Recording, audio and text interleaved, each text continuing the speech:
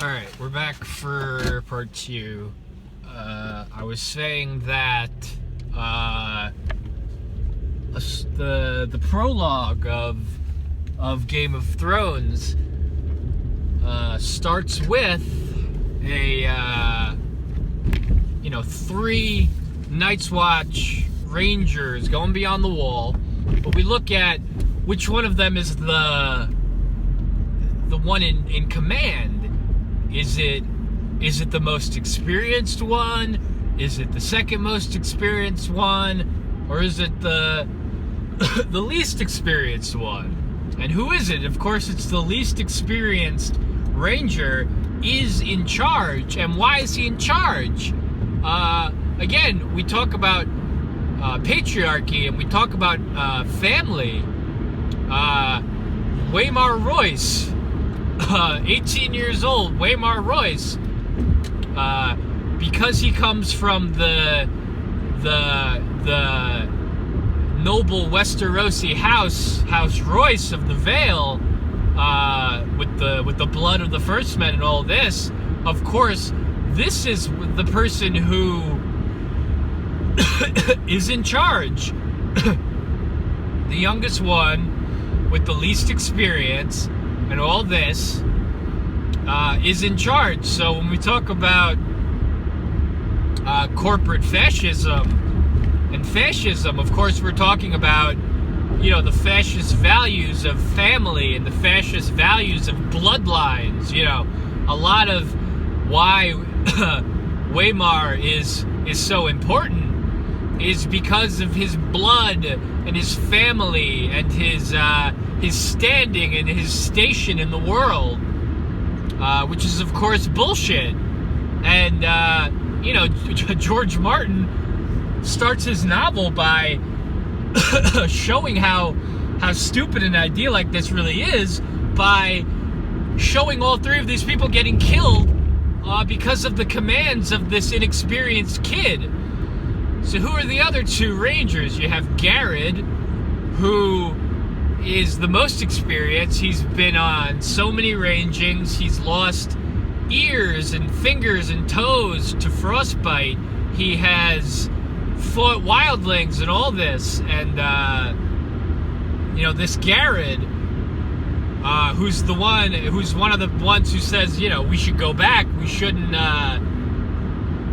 be doing this. We're gonna, this is very dangerous. Not just because of possible wildlings, but because of, the natural environment. The cold could get us, the animals, or, even the White Walkers or the Whites, which is what happens. But, we have Garrett not being listened to, who has all the experience, who has all the know-how of,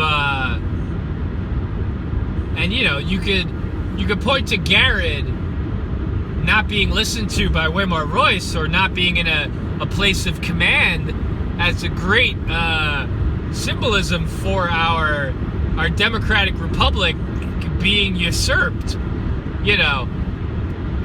It would be a very Republican kind of value to listen to the expert ranger who's been doing this his whole life, who's lost fingers and toes to frostbite, who says, it's not really a good idea to be, going about this type of journey with such a small group of people, and not really knowing what's in store for us. So right from the beginning of Game of Thrones, George Martin shows us that in this fucked up world of Westeros, based on fascist values and neo-Nazi values based on blood and family and genes and dynasty and royalty and monarchy, it leads to ruin. You had both Garrett and Will begging Waymar Royce to reconsider, but we don't know what Waymar was thinking. because we don't really it's not from his perspective in the books, but certainly very mysterious. The Royces, how we start this novel with this young Royce kid. He's not even from the North, and he supposedly joined the Night's Watch for honor, this other fascist value that we'll talk about a lot, of course, in Game of Thrones. Honor, probably the most patriarchal thing there could possibly be. But we start off with why would Waymar do this? He's from such a noble house. What possibly could lead this person to go to the wall? Why ever would anyone do this? So this is another big mystery in the book. But of course, they listen to Waymar against the. You look at even the democracy of it. Yeah, listening to Garrett would be a republic, but it's both Garrett and Will who don't want to fucking go. That's democracy also being usurped in this dynastic, royalty, monarchy world. So we have. So we start off with the Democratic Republic being wiped out, and that decision leading to the death of all three of them. Waymar, Garrett, and Will. And so we get the perspective of Will. This first chapter is from poor Will's perspective. And what happens? We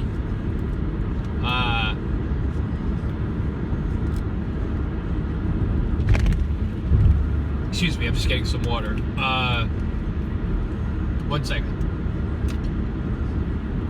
So what happens? They continue. They find massacred wildlings, massacred free folk, which is another great example of George Martin writing about the fascism of the wall, and these borders and barriers that make others of us. Before we even get the others, the actual magical others of our story, these characters have already othered other people to a huge extent.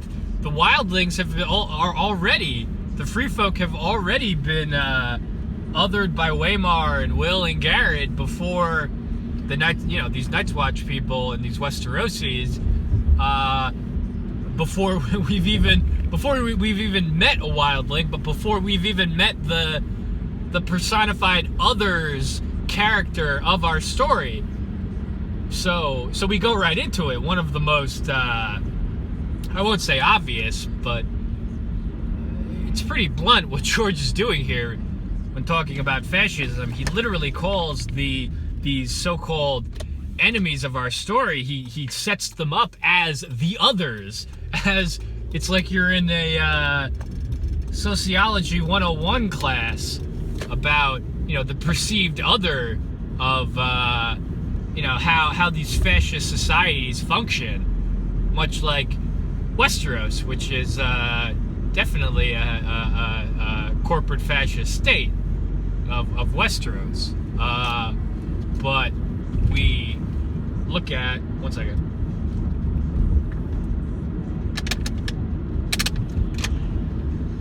But, in comes the other into our story. And George does two things here. Again, he, creates the idea, at least in all of our characters' heads, and so many of these characters' heads, that the others are the others, that they are this evil, barbaric group of people a group of monsters who want nothing but death and destruction. But as the series goes on, we even realize about the others that they have their own culture, they have their own values, they have their own history, they have their own perspectives, and they have their own reasons for how, you know, how they became that way and how they got there and all this. That, you know, this is, you know, George calling them the others is George absolutely denouncing the idea of othering. But we'll get much more into it as we go along. And the second thing he does is he sets up the idea of a very important idea in our story of environmentalism as we look at the others. You know, the others are representations of the impending crisis that is happening to our environment, in what we're doing to our environment. The others represent a ticking clock of sorts of you know, what we have done to our environment and what our rampant lives of corporate fascism are going to get us.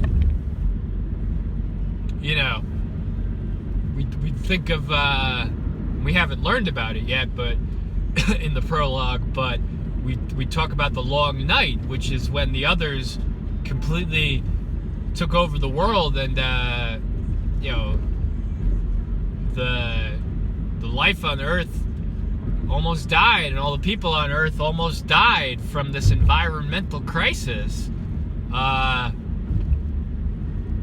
what the others represent. And do they represent it? We don't really know. We don't really know that much about the history, and we don't really know that much about the others themselves at this point. But you know, the idea of a long night and a long winter and a constant winter, that of course puts into our head, you know, the ultimate environmental crisis, which is nuclear obliteration, nuclear oblivion, which is you know, the ultimate environmental threat. So we have politicians like Hillary Clinton who ran on creating a no-fly zone in Syria, which would ultimately create a third world war with Russia. And you know, of course, this would have led to nuclear annihilation. At least with Donald Trump, we've bought, I don't know how many more months before the rest of the world just rises up and fucking kills us. I don't know, but you know, so, you know, George Martin presents a very important theme of environmentalism in the prologue of Game of Thrones. So what happens? Waymar, you know, Will is watching from up in the tree, scared as shit, watching these others, these beautiful and translucent ice creatures, and they come out of the hollow, and they I forgot how they described the cold, but it's very, very cold. And Waymar bravely, or, you know, we can discuss what brave means when you're using violence or anything like that. But you know, his famous line is "Dance with me, then," and he fights the White Walker, and he gets his blade shattered like glass, and he gets whatever the kind of blade that the White Walkers use, or the others use, we don't really know, and they kill him, and so, you know, we have our first kind of antagonist there, or what have you. But then we have Will comes down from the tree, and he finds Waymar, and Waymar's eyes are blue, and he's got blood all over him, and he's blue, and he's zombified, and this zombie Waymar strangles Will to death, and we don't know what happens to Garrett yet, but we'll learn about that in an upcoming chapter. But yeah, I mean, there's a lot to talk about in the Song of Ice and Fire about People's Revolution, and we'll continue to do it. So we'll continue our discussion in a later video. Please like, comment, subscribe, whatever. My name is Sandy Frank, and I will see you in the next one.